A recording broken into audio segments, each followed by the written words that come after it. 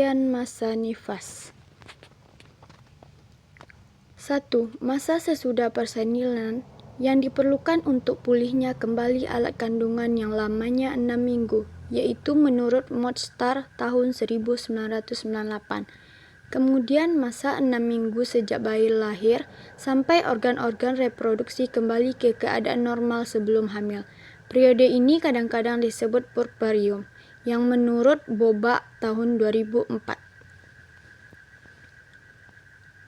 Tujuan asuhan masa nifas. Yang pertama, untuk memulihkan kesehatan umum penderita. Yang kedua, untuk mendapatkan kesehatan emosi. Yang ketiga, untuk mencegah terjadinya infeksi dan komplikasi. Yang keempat, untuk memperlancar pembentukan air susu ibu. Yang kelima, dapat melaksanakan perawatan sampai masa nifas selesai dan dapat memelihara bayinya dengan baik agar pertumbuhan dan perkembangan bayi normal.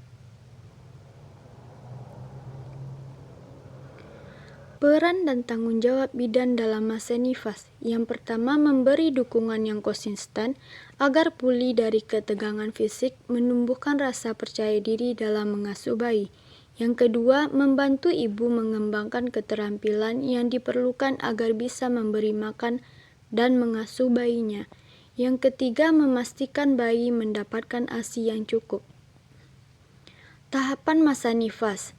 Nifas dibagi dalam 3 periode, yaitu yang pertama, puerperium dini, yaitu kepulihan di mana pasien diperbolehkan berdiri dan berjalan-jalan dalam agama Islam dianggap bersih dan boleh bekerja setelah 40 hari.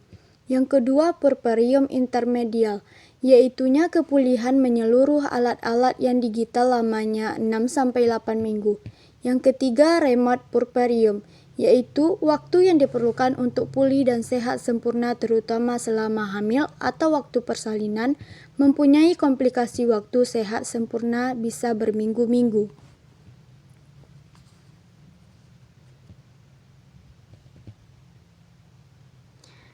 Kebijakan Program Nasional Masa Nifas. Paling sedikit 4 kali kunjungan masa nifas dilakukan untuk menilai status ibu dan berat bayi lahir, dan untuk mencegah dan mendeteksi dan menangani masalah-masalah yang terjadi dalam masa nifas, yaitu kunjungan pertama 6-8 jam setelah persalinan, kunjungan kedua 6 hari setelah persalinan, kunjungan ketiga 2 minggu setelah persalinan, kunjungan keempat 6 minggu setelah persalinan. Gizi pada ibu menyusui. Gizi pada ibu menyusui yaitu unsur yang terdapat dalam makanan yang dikonsumsi secara normal dan berguna untuk aktivitas metabolisme dan cadangan dalam tubuh selama nifas.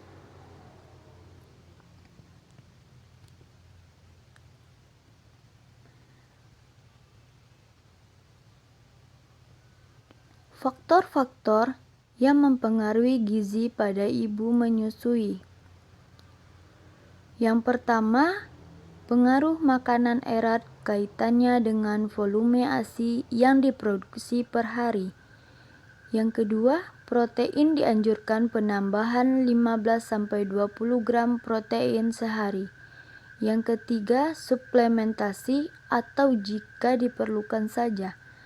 Yang keempat, aktivitas itu pun termasuk mempengaruhi gizi pada ibu menyusui.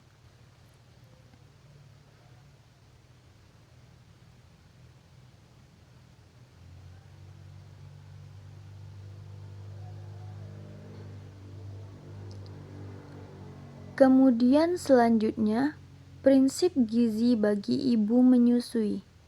Adapun syarat-syarat bagi ibu menyusui, yaitunya susunan menu harus seimbang, anjurkan minum 8-12 gelas per hari. Selanjutnya, hindari makanan yang banyak bumbu, terlalu panas atau dingin, tidak menggunakan alkohol, gunanya kelancaran pencernaan ibu. Kemudian, anjurkan banyak makan sayuran.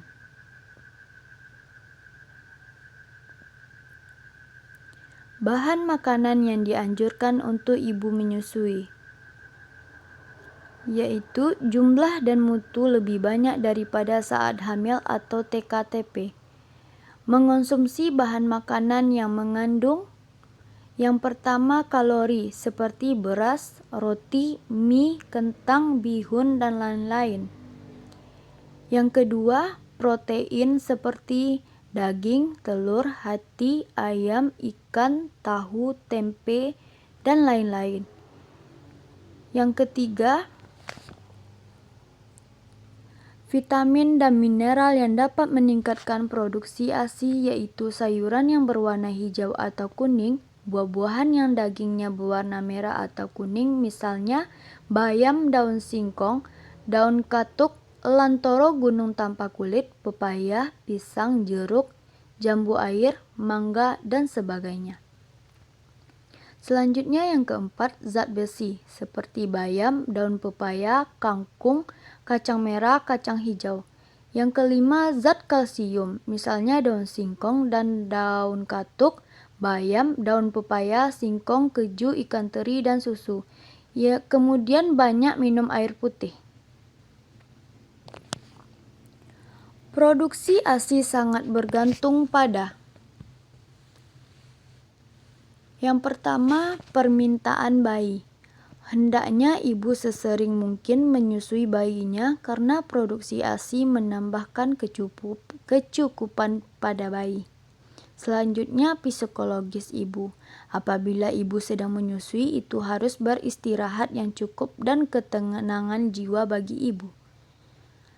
Kemudian perlu perawatan payudara untuk memberi rangsangan pada kelenjar susu agar produksi ASI meningkat.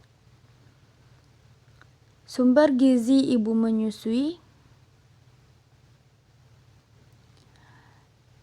Yang pertama, sumber tenaga atau energi, yaitu untuk pembakaran, pembentukan jaringan bau, atau penghematan protein. Kemudian didapatkan dari sumber karbohidrat dan zat lemak. Kemudian yang kedua, sumber pembangun atau protein, yaitu digunakan untuk pertumbuhan dan pengganti sel-sel yang rusak atau mati. Protein hewani seperti ikan, udang, kerang, kepiting, daging, ayam, hati, telur, keju, dan susu. Protein nabatinya seperti kacang tanah, kacang merah, kacang hijau, kedelai. Kemudian yang ketiga, sumber pengatur dan pelindung, seperti mineral, vitamin, dan air. Digunakan untuk unsur tersebut untuk melindungi tubuh dari serangan penyakit. Dan dapat teman-teman baca.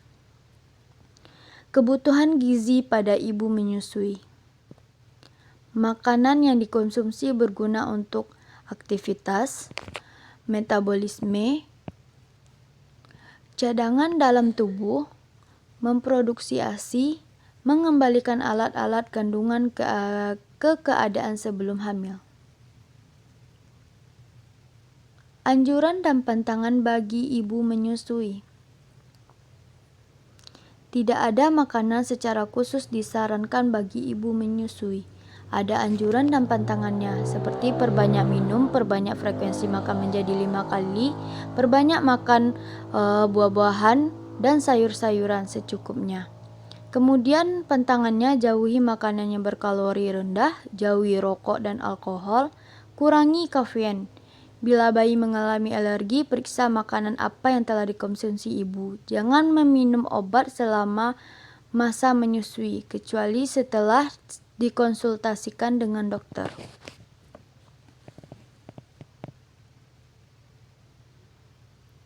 Kemudian dampak kekurangan gizi pada ibu menyusui. Dapat teman-teman lihat secara kesimpulannya, kekurangan gizi pada ibu menyusui menimbulkan gangguan kesehatan pada ibu dan bayinya. Gangguan pada ibu meliputi seperti timbang anak, bayi mudah sakit, mudah terkena infeksi, kekurangan zat-zat. Kemudian pendidikan gizi pada ibu menyusui.